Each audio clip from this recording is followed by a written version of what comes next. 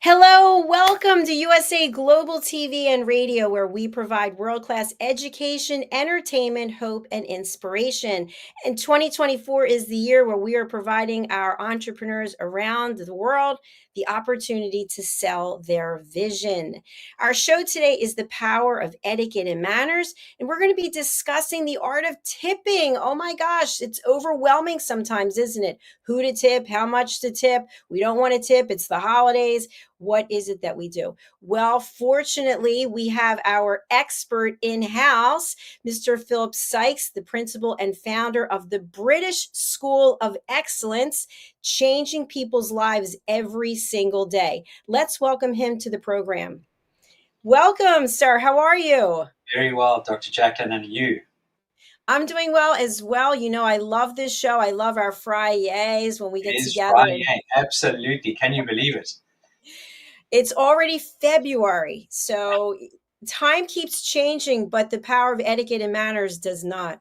That is for sure. Hopefully they're getting more powerful and impactful as life goes on. Interestingly, I received an article from a magazine recently, and I just need to clarify which one it was. It was fascinating to read. It was on, I think it was either Forbes or Fortune magazine. And on that Fortune magazine, it was literally saying, which is really interesting. I think I might have even forwarded you the article, Dr. Jacalyn, was etiquette classes are coming to more than 60% of companies in 2024. And I totally appreciate that and totally get it, because I think I may have mentioned this on the program before, is that, yes, we talk about business to business and business to customer and customer to business and blah, blah, blah. But actually it's H to H, it's human to human. And the more that organizations can understand the power of etiquette and manners and your emotional intelligence, the more dynamic your business will be, the more profitable you will be. And not only that, the staff retention will remain stronger than ever before. So this is very, very powerful. And for anyone who thinks, oh, the sound of etiquette and manners and blah, blah, blah, it's all, hot potato or fluffy stuff, you better start thinking again, because the power of etiquette and manners and emotional intelligence, if you take it on board and you bring it into your life and be consistent with it, in other words, make it a lifestyle choice, you will start to elevate faster than you've ever imagined. I love what you just shared. You know what I'm wondering? Why did it take so long? I mean, I know why isn't a good question, but what do you think is the catalyst that's brought the power of etiquette and manners into the corporate fold, where leadership is thinking we need to do something in this area? That's a great question. Personally, again, this is just my opinion, I truly feel that there's been a big disconnect over the last 15, 20 years.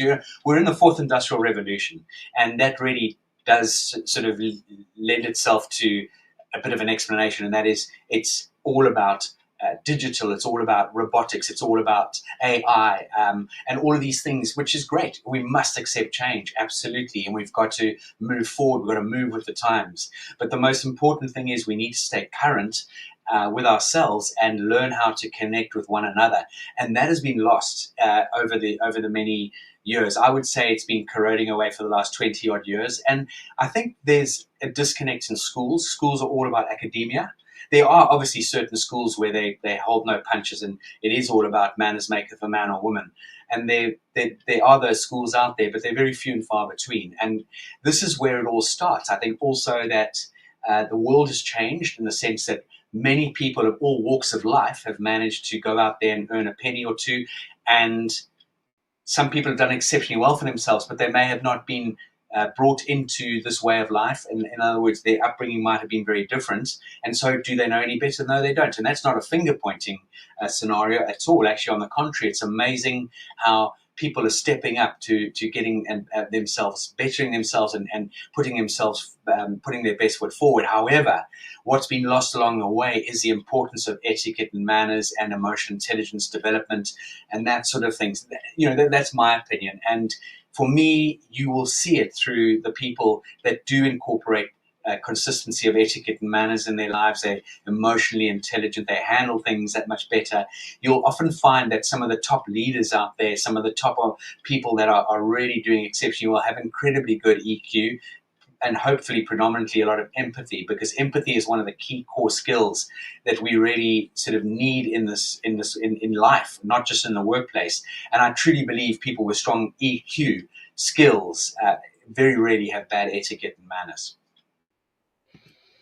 Such an important topic. And of course, at the British School of Excellence, you are empowering people, you're giving people confidence, and you're helping to change lives. And we're going to talk a little bit about that.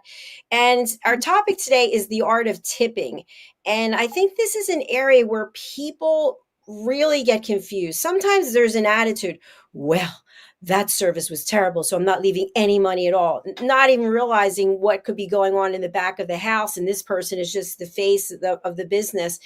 And when it comes time to the holidays, it's kind of like you already have all that pressure to put out money for whatever. Now you've got to tip extra. Why do I have to tip extra? I'm here every week. I'm a good client. So let's start off with the fundamentals. At the British School of Excellence, you help educate people on what is proper behavior to be leading your life with respect and emotional intelligence. So what can you share with us about a definition of tipping? For me, it's showing gratitude, and it's showing that you appreciate someone having done something remarkable or well for you. And I appreciate people are on an hourly rate wage, or they might be on a salary, and some industries pay less than others. And let's start off with the service industry, the service sector. So we're talking about hospitality, really, as in hotels and restaurants and coffee shops and that sort of thing. And it's generally fairly common in those sort of sectors. And I know it's very common in the US, very prominent in the US, is that a lot of the servers will work for just their tips and gratuities, and they must really get paid a couple of dollars to show up. But they really rely on the gratuities, whereas in other countries, it's not. They might get a decent wage, and gratuity is not expected, but it's obviously it's very well welcomed, if that's the right sort of English. And for me, I totally think that show appreciation, and many people in the service sector are not paid like they ought to be. They really aren't. They work exceptionally hard. But I think tipping, or call it a gratuity, needs to be earned with all due respect. It must never be expected. And at our organization, we very much encourage people to do reward the server or people for the good work and the way they've made you feel and treated you, despite the food maybe not being up to scratch. It's not their fault that the food is not up to scratch. That's the chef and that's the thing. But the person serving you, if they make your experience that much better, then I personally feel they deserve some form of recognition. And that is normally over and above a wonderful thank you and a compliment. If you can afford to add a minimum 10%, and I know in some countries that's frowned upon. I believe in America if I'm not incorrect in saying so. It starts around 15%, Dr. Jacalyn? Yes, that's many times if you go to a restaurant, and again, I've been to one in the last 6 months, they have a little chart, on the receipt, they have a suggested tipping, and it starts with 10 and then 15, 18, and then if you have a certain number of people in your party, it's automatically a certain rate, which that's a whole other subject. But something I really want to segue onto with what you're saying is, what if the person received good service but they don't have any extra money? And there's two schools of thought. Don't get the service if you can't afford to tip, or can you tip in a different way that's not money? Sure, that's a massive question. Look, in a situation like that, I mean, this is going maybe a bit overboard, but again, you could write a really wonderful letter of or note of thanks and post it or drop it off at the establishment. You could leave a beautiful review. Many organizations now rely heavily on their reviews and even stipulate that I felt guilty. I didn't have anything to remunerate the staff member with. However, I just want to let everyone out there know that Fred, John, Michael, Mary was an exceptional server. I'd go back again and again, and next time I'll make sure that I'm armed with some cash to give a generous gratuity.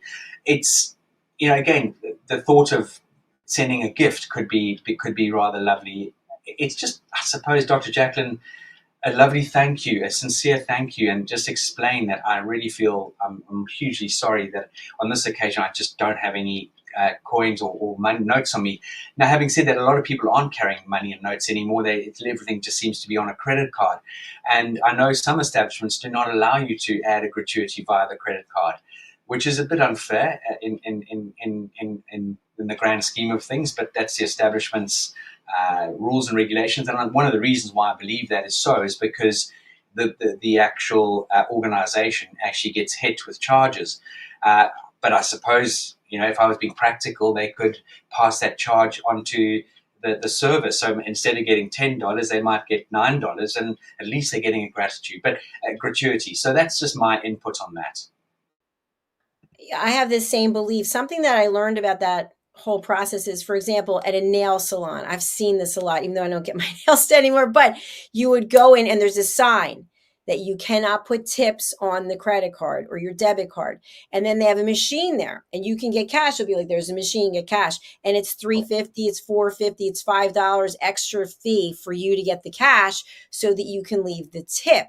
And so when I think about the process that restaurants use where you can include the tip, then it makes it seamless. It's easy. They could increase their prices of their food and then in turn give the server their pay in tips. But I've also heard that when an establishment allows you to put the tip onto the credit card, that it takes longer for that person to receive the tip as well. That is true. That is true. However, at least hopefully they receive it. And again, I'm sure there's tax accounting machine. I know we're going off piece here, but there must be tax. What do you call it? Software that works out the differences and stuff on behalf of the server. Just something of interest here in the UK, most establishments, give or take, will add a 12.5% gratuity to your bill. Now, it does say it's at your discretion, but it's almost a given. And I'm not, there have been one or two occasions where I've actually said to the maitre d' or the manager that I'm actually not prepared to add for you to allow to add the 12.5% because the service was non-existent, and that has obviously it's my prerogative.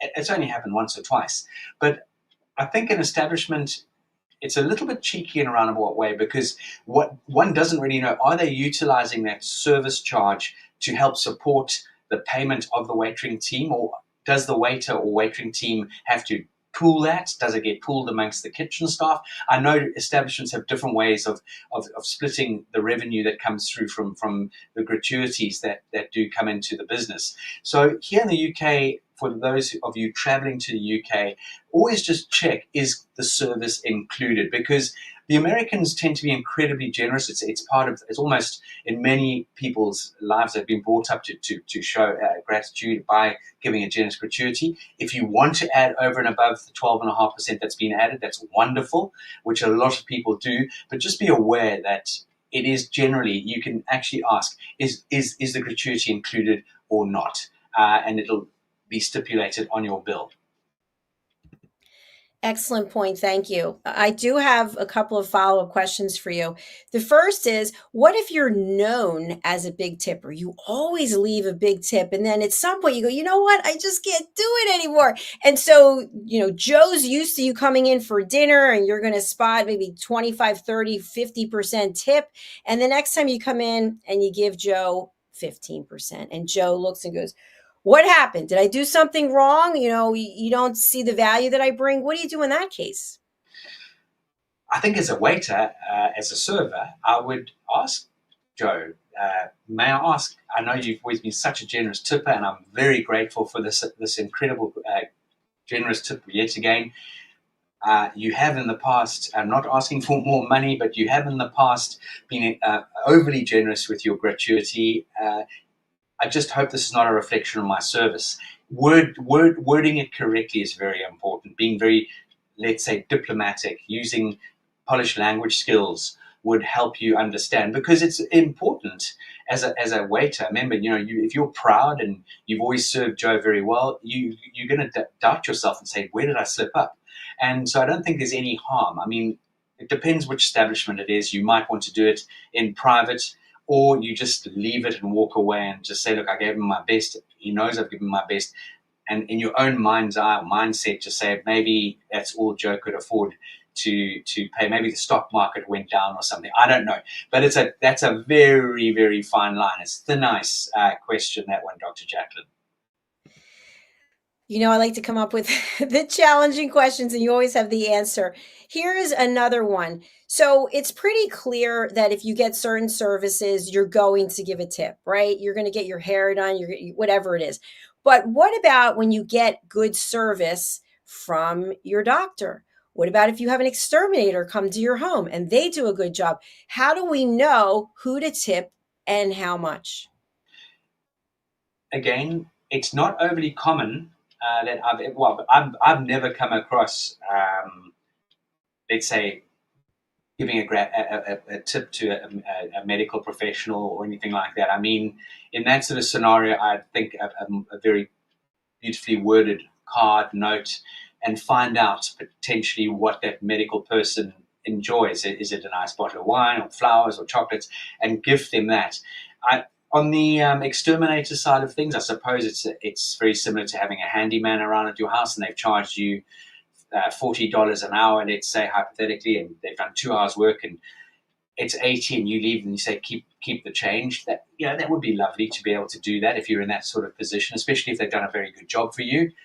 That is, in my opinion, a wonderful way to handle that sort of situation. Another way to handle these sort of situations, in my opinion, is to be a good referee.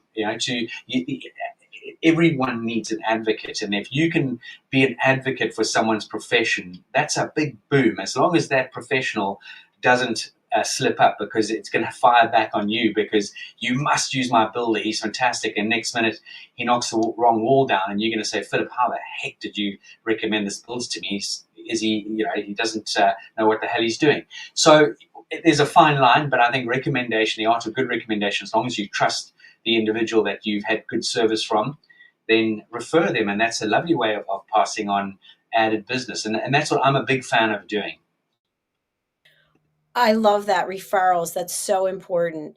Now, what about from the perspective of the person who is providing the service?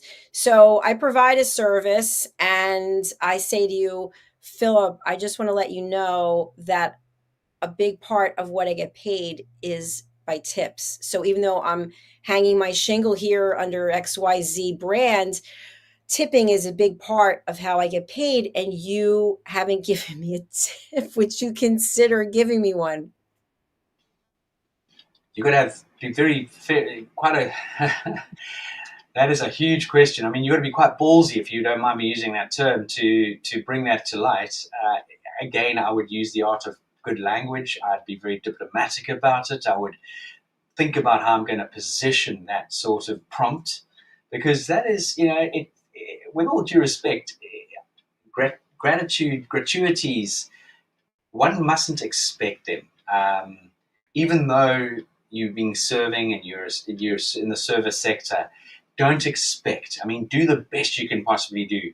And look, I've been there many years ago, many years ago. I love my waitering days. It taught me an immense amount, and I know for a fact I was an exceptionally good waiter, exceptionally good. I'd never left a stone unturned. And what came first was the guest. And there were one or two occasions where I'd really done everything in my power to make the evening memorable, and got either a very small gratuity or none at all, and it hits you, and you go, oh, "What did I do wrong?" Or, "Gee, that's mean," and but you can't show it, so you walk away and you say, sometimes you win things and other times you lose things, and hopefully that's where Joe comes in and gives you that 30% tip, and that sort of helps balance things out. But you're going to win most of the time, hopefully, but there are times when you're going to feel a bit let down.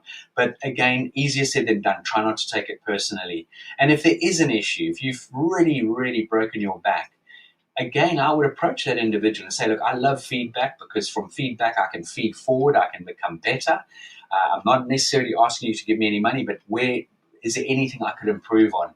And leave it at that. Yeah, I like the direction you're going in.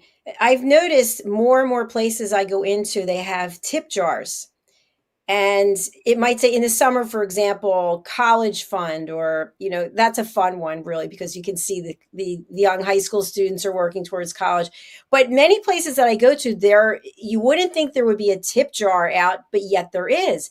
So does that mean when I'm teaching a fitness class that I should walk around with a cup and say tips, like, where does it end? Because many times you feel like if you've been used to going to an establishment and there wasn't any requests for tips, and now there is, and they're looking at you and you're looking at them, and even now on the devices where you can, everything's electronic, and I see them looking to see, are you going to select a tip? And sometimes people say, oh, you can just put in the tip right there, go ahead.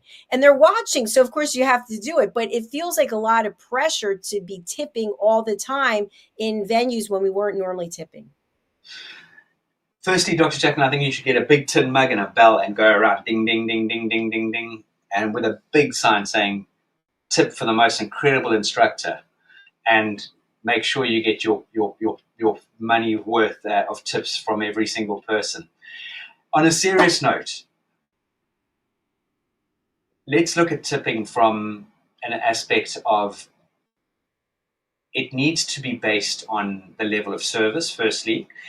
Also take into account that cultural differences come into play here. Some countries don't believe in tipping.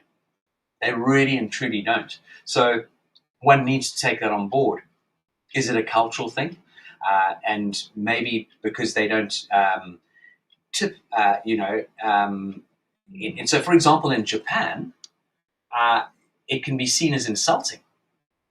So it's a fine line. And I know I'm diversing slightly on your question, but I think, again, if you're in a specific role in a specific country where gratuities and tips are fairly much the norm, then one would be, I think, slightly put onto the back foot and maybe even very offended when a tip does not come through.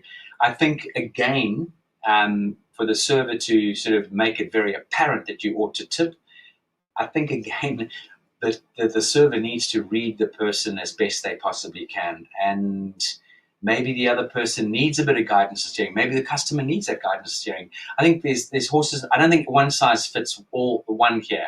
This is sort of, I think, case by case, if that's helpful. It definitely is helpful, and I appreciate it. I have another question for you. I don't know where I keep, like, I don't mean to throw you hard questions, but they just come up. So leave a what would be considered an insulting tip or no tip, and I have an example. I remember many, many years ago, I was with some family members and we went to a restaurant and the service was horrible. And the person paying left a tip, and the tip was a quarter, one silver quarter. And as we got into our car, the server came out and threw it at my family member and said, "You know where to stick this." I'll never forget that. And so I thought to myself, would have been better if the person left no tip. Definitely, that's an insult. I had a scene in my establishment back in Cape Town all those years ago, and a very similar sort of thing happened. And the waiter ran after the customer, said, "I think you need this more than I do," and handed it back to him. I think that is very disrespectful. It's almost saying to you, you know, what the hell? Just I've got nothing, but I'm going to leave something because it looks like I'm doing some form of gratitude or gratuity. If you can't afford a tip, then don't leave one at all. Walk away and say, "Look, I'm sorry, I'm out of cash. I'm not. Don't on this occasion have anything to leave on this occasion, but thank you for your service." I know the waiter and waitress is going to be very miserable about that, but it's, you know, it's, as I said, sometimes you win and sometimes you lose, and most times, hopefully, you win. You know, it's interesting. Many years ago, I was in New York, and we were getting a taxi to the airport, and we had the most awful taxi driver. He was rude, didn't help us put our bags in the car, drove like an absolute all over the shop. We got to the other end, and like you said, Dr. JACALYN, out comes this thing to you can add a gratuity, and we didn't. And oh my word, he started spitting feathers. I mean, the abuse we got was extraordinary. So again, I really feel that at the end of the day, treat people with respect, be kind, do your utmost. Don't just live in expectance that, oh, this is easy. No matter what I do, I'm going to get a tip. And I think as a customer, all customers out there, all you're expecting is good service, friendly service, people being kind, people being attentive, people showing that they enjoy what they do, not just a matter of fact, not just an order taker. You want them to exhilarate and again, make that a memorable, whether it be a memorable taxi ride or a memorable table service or a memorable, you know, barman serving you, whatever it might be, just be conscious that you are there and you're in a position to either make or break an experience.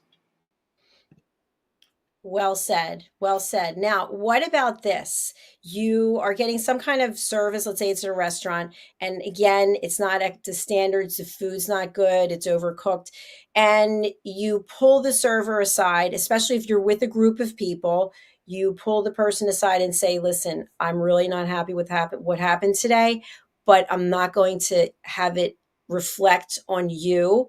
I'm going to give you the tip that I would normally give, but I'm letting you know that please communicate to your ownership that this wasn't a great experience. And I don't want to come back if this is how it's going to go for the next time, but I'm not going to take it out on you." Wonderful. Wonderful. What a lovely approach. Because as I said earlier, you know, the waitering team, as long as they've done a good job at serving you, uh, and they've made every effort to make your evening as memorable as possible, over and above, obviously, what the food, the quality of the food, and that sort of thing. Despite that, I really feel that they're playing. You know, it's teamwork. So again, they've played their side of the bargain. If the kitchen are letting the restaurant down, then that's a different scenario. I know we want a lot of people do take it out on the server and they say, "Oh, this has been rubbish. I'm not leaving a tip." But what I would do in that situation is actually find the maitre d' or the manager and say, "Look, with all due respect, we come here often, and or this is our first time here. We recommend coming here. And quite honestly, we're very disappointed. And actually, I'd like you to remove some items off the bill because it hasn't been up to scratch, and we've been really disappointed. We didn't, you know, we hardly touched our meal."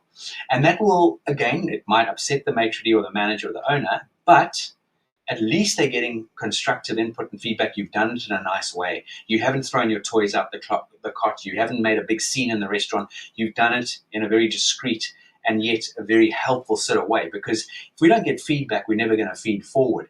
And many organizations tend to start off brilliantly, and all of a sudden, a year down the line or 2 years down the line, they start to fumble and fall and close down. And then they turn around and say, "Well, what did we do wrong? Well, no one shared any feedback with us, so we didn't know whether we were doing it right, wrong, and because some people aren't experienced, and some people think it's a love project, or it's something that they a vanity project. And they, oh, I've always wanted to open a restaurant or a wine bar, and they get involved into an industry or business that I tell anyone out there, I've been there, I've got the t-shirt, I've got the key ring, I've got everything.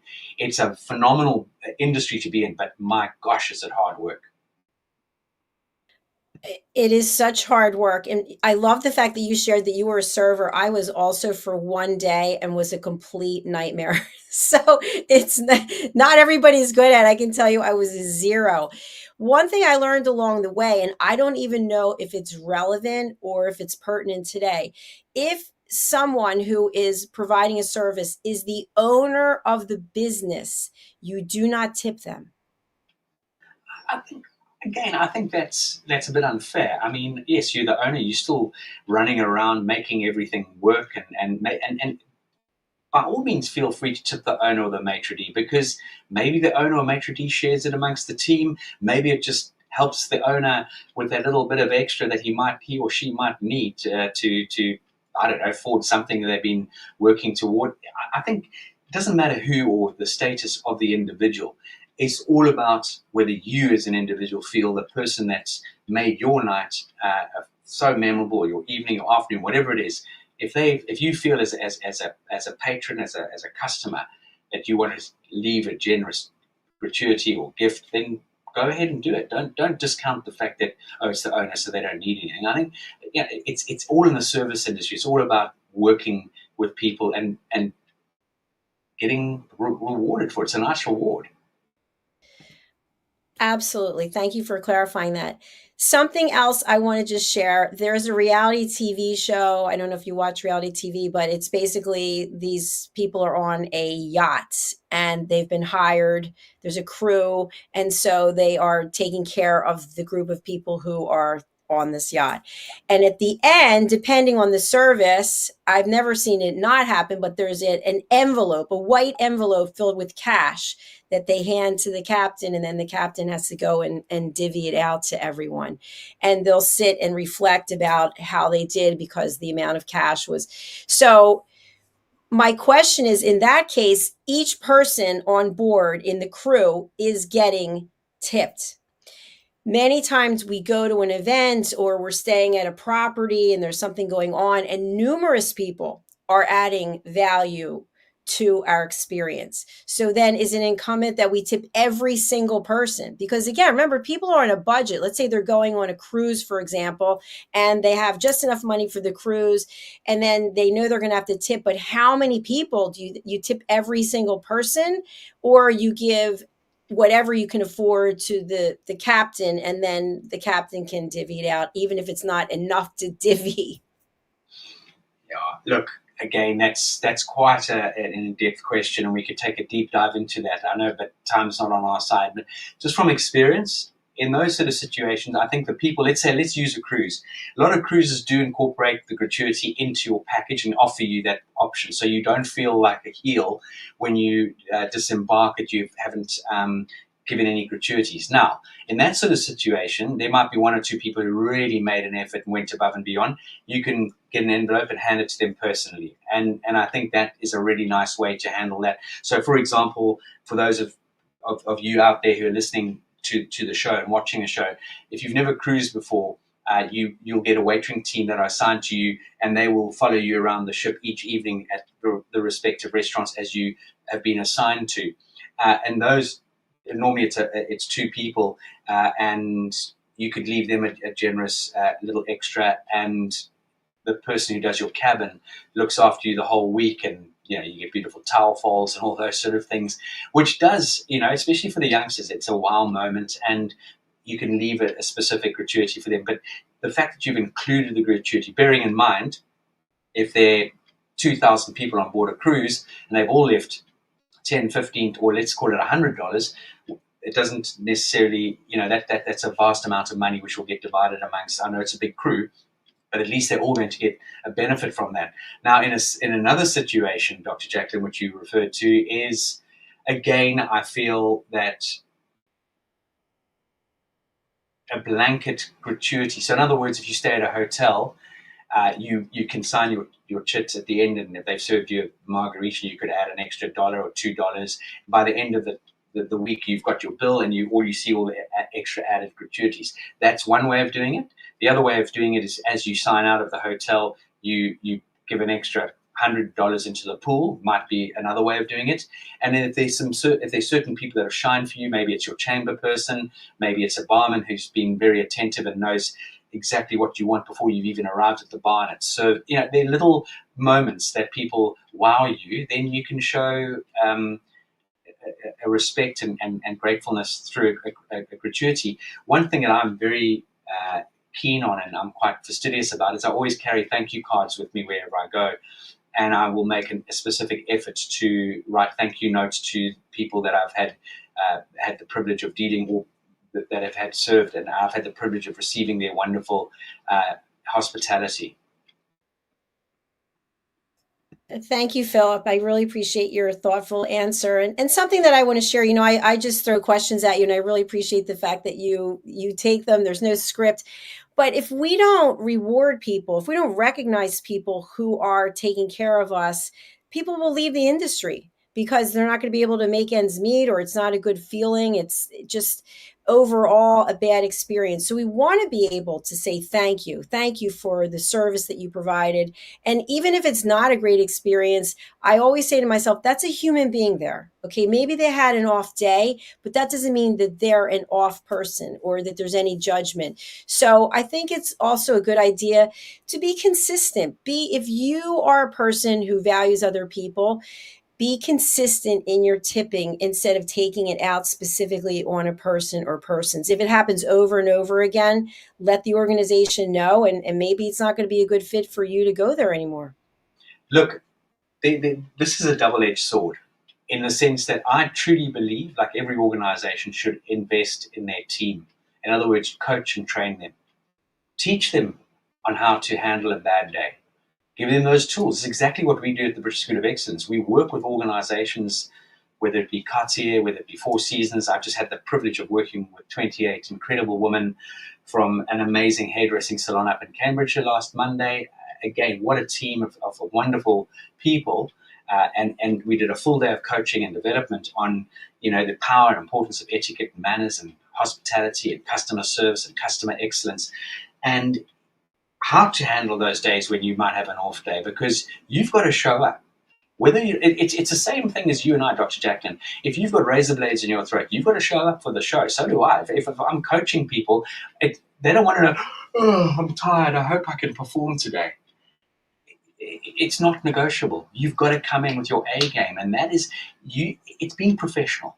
And we need to invest in people. In other words, coach and train them and give them the right tools to be more professional, because then it makes everything start to work. And if you read a book such as the Four Seasons book, A Business Philosophy by Isidore Sharp, you listen to and you read that book. Sorry, you can listen to the audio, but you read that book and you will see how the Four Seasons made it very clear from the moment they opened the doors was, if we don't invest in our staff, in other words, and treat them the same way as we do the five-star guests, then we don't have a business. We don't have a proper, luxury brand, because the moment you treat your staff with incredible respect and understanding, and you instill good training and coaching, the likelihood are they going to remain. And someone once said to me, yeah, but what happens if you invest all this money and they leave? Well, what happens if you don't invest the money and they decide to stay? So there's a double-edged sword there, and this is an amazing. I think it's almost another show we could have on how important it is for organizations, whatever the organization is. This is not just in the so-called restaurant, brasserie, hotel, luxury boutique hotel, bed and breakfast industry. This is business across the board, right across the board. It's something that we've adopted in our organization years ago. I put a program together for Barclays Bank in Mauritius, and it was all very much around what we called hospitality and banking. And bringing back the old school connection goes back to human, because that had been a big disconnect in the organization. People were going into work, it was a job's worth, it was mundane, they knew they could cruise through the day, and they know that pretty much I've got a job for the rest of my life. That sort of mindset and attitude. And nowadays, more so than ever before, we've got to invest in ourselves in whatever industry we go into. But if we can invest in our people skills, I'm telling everybody out there right now, that will serve you till you depart this earth. Absolutely. Spot on, Philip. Thank you. One comment that I have, which really I think dovetails with what you were saying, is when you are interfacing with people, with the public, you have to be very mindful of what you're saying to people and how you're coming across. So, in other words, if someone booked in for a coaching session, Philip, with you or with me, and the first few minutes before we're even getting started, oh yeah, I don't feel well today. They're thinking, what? I don't want to hear, like, I'm hiring you for a certain service. I don't want to hear about the fact that you're not doing well. This is not about you. This is about me. And it reminds me, I went in for an operation on my finger. I got a piece of glass stuck in my finger. This is a long, long time ago. And I was waiting for this surgeon to come in, and everybody was in the room, and they hadn't given me any, I think they were giving me a local, I forget. And the surgeon showed up. He was late. And he's like, yeah, I'm really sorry. I was out on the golf course. I had a few drinks and I missed the time. And I was like, what? I thought to myself, what? Like, you are actually saying this in front of the patient. You've been drinking. You're late. People don't think about how they're showing up, because if you don't value your client and look at that person as a human being, they're giving you their money. They're giving you their trust. They're giving you their respect. And you're showing up with, yeah, I'm not in a great mood today. Who cares? Table it. And that's exactly what I was referring to earlier about, and sharing with these young ladies. For example, just I used last week, we do it with everyone who walks through the door within the coaching and training, is how to circumvent that mindset when it's negative, or you're feeling tired, or what, you could have a headache, whatever it is, bad night's sleep. No one cares. You've got to show up, and you've got to show up in your A game every single time. You've got to find consistency in who you are and what you're about. And it's the old adage, act until you become. I don't like the term fake it until you make it, but act until you become.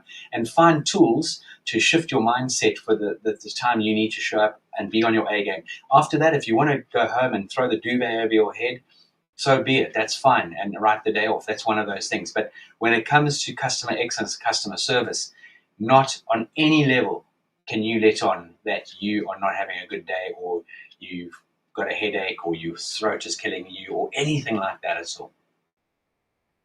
It's so true. And I just want to add to that as well, that when you're part of a team, remember that what you're saying can impact the rest of the team members. So if you show up and you say, I have a sore throat, I don't know if I just, no. I mean, so what is the proper etiquette if you're not on top of your game, but you still have to perform? What do you do? What do you say?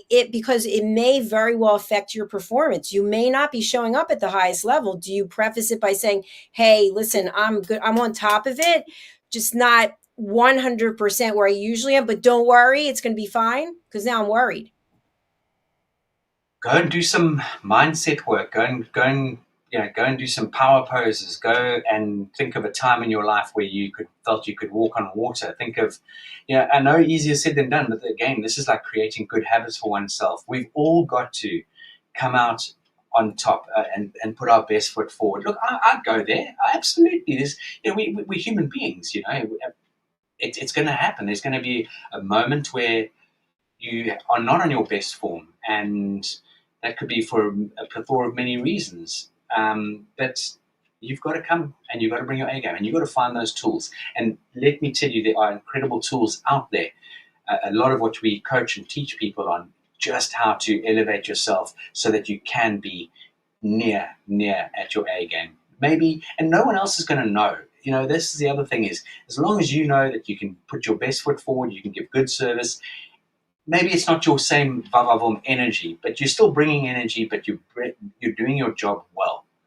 Then that's okay. But not for 1 second can you say to them, well, I don't know if I'll be able to perform today because I did a bad night's sleep, and I'm really sorry if I give you bad service today. That's not acceptable, with all due respect. Then don't show up for work.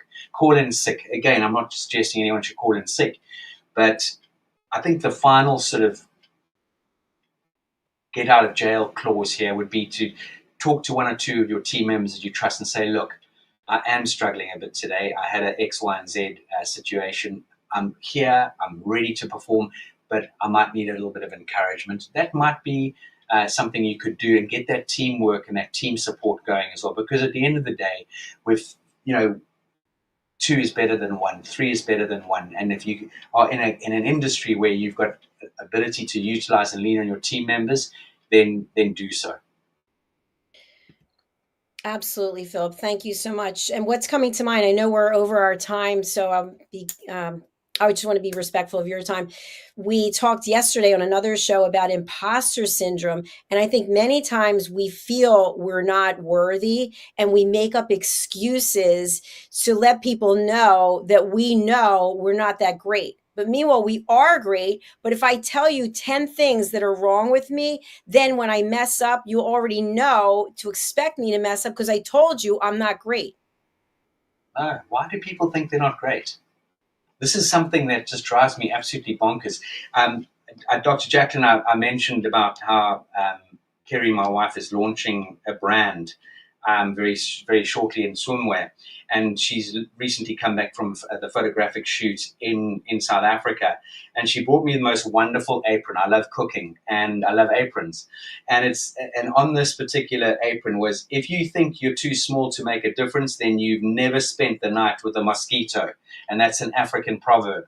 So every single one of us out there, we can bring our A game. We can do the best to our ability. We can go out there, we can get some coaching, we can get some training, we can get people to guide us and steer us. So at the end of the day, there shouldn't be one of those excuses where I'm not good at this, I'm not good at that. And if you start voicing that, you're going to start fully believing in that. And those are the things that will trip you up. You might think it, but don't voice it, because the moment we speak, we give life to our words. And we can circumvent that. And if you want to find out where you're going to be 5 years from now, what are you speaking into your life? Are you speaking positively or are you speaking negatively? And that is a fundamental tool and thing and something to really, really think about. It's so true, Philip. And people don't know what's going on with us. They see us showing up. They don't know that all these things are in the back of our mind. So we don't have to tell them. We're there for a reason. Do what it is we came to do and show up at the highest level. We don't have to give a disclosure or disclaimer that already puts somebody kind of like, oh, wait, they're having a bad day today. But every day is an excellent day at the British School of Excellence. Tell us about the programs that you offer there and who you can help. Oh, great, great. Thank you, Dr. Jackson. Well, we can help anybody. We start with children as young as 6 with our KERBECK program, moving into teenagers with mindset and confidence, mindset and resilience, mindset and mapping, and mindset and money. We have the polished graduate, the polished student, and the polished professional. We're launching a huge array of e-learning courses which have a low barrier to entry value-wise, but phenomenal content and material. The e-learning platform keeps building on a regular basis. And then we have our flagship program, which is Train the Trainer. Anybody wanting to go into motivating and giving people incredible tools for life, and I'm talking serious tools for life, we deliver the coaching and training in order for you to be able to go out there and do that. We've got a very, very powerful and strong alumni platform, which I know Dr. Jacalyn and I have worked with on the show many times, and it's a global network. We're also a global organization. We have just launched in Qatar and Lebanon. I actually fly off to Qatar tonight to go and see the team out there and work with the team for the next week. So as an organization, we are focused and fastidious about giving people quintessential tools to just improve on a daily basis to help you, again, achieve what it is that you want to achieve. And if we have a dream, that's the best start. And then you find a way on how to get closer to your dream. And that's what we can help you with right across the board. Fantastic. Thank you so much, Philip. We've been sharing your contact information through QR codes and then also through the banner here. Just let everyone know again, email, website, LinkedIn, how should they reach out? Great. Hello at thebritishschoolofexcellence.com or the website, thebritishschoolofexcellence.com. And from the website, you can sign up to our newsletter and sign up to all our social channels. We deliver and offer a huge amount of material and education through the various different social channels. So please do make contact at your convenience, and we would love the opportunity to connect with you, engage with you, speak with you. And if we can help you or guide you in any way, please just let us know. Thanks so much, Philip. And thanks for making the time today. And I wish you very safe travels and look forward to seeing you again for our next episode. Fantastic. Lovely to see you. Have a great weekend, Dr. JACALYN. And don't forget the tip jar at your next gym class, eh? Rattle it, ring the bell, ding, ding, ding, ding. Absolutely. Thanks again. I'll see you soon. Bye. Thank you to everyone who's watching, whether it's on the live or the replay. We really do appreciate you. Please do reach out to Philip and his team. They can bring so much value to you. They've had so many alumni who have walked through their doors and have been here on this program and have shared their experience. And they're actually a cohort. They're a community. They're alumni who are together and helping support one another. We'd like to help support you and the work that you're doing as well. So if you'd like to be a guest on any of our shows, please go over to our website, usaglobaltv.com. You can go ahead and book your session. If you'd like to share any feedback about our show today, or if you have any questions, I'm going to put up Philip's contact information again. His email is hello@the BritishSchoolOfExcellence, and the website is thebritishschoolofexcellence.com. We do have some exciting programs coming up with some really amazing guests who are going to be talking to us about the power of etiquette and manners in formats that you might not actually think of. That's what I love about this platform. We're consistently looking to bring you something that is new and exciting, that might be information that you're not aware of. So again, if you have a topic or something that you want us to share on this program, please do reach out. That's all for right now. I hope you enjoy the rest of your day. Have a great weekend, and thanks for being here.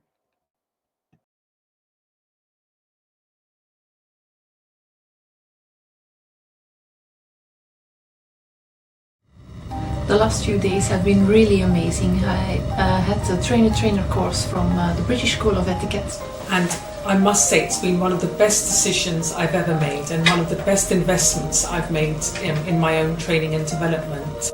Now, words alone will not describe the transformation and the positive path that I have traveled with the British School of Etiquette. I find really I learned a lot from the lessons this time I came. The last few days with the British School of Etiquette have been fantastic. And what I've learned now is really beyond my expectations. This is the most rewarding experience and the best investment I have made this year. It was just great. I learned so much, and when I go back to Belgium I will incorporate a lot of it into my day-to-day life and business. It's been absolutely wonderful for the whole week that we were here. I feel transformed, and I feel like blowing a trumpet and tell people, come and do this school, this class is the best, this is the best school ever. You should take it. It will change your life immediately. I am now able to teach other people how to bring the best of them. Thank you. Thank you, BSc. Thank you. Thank you so much.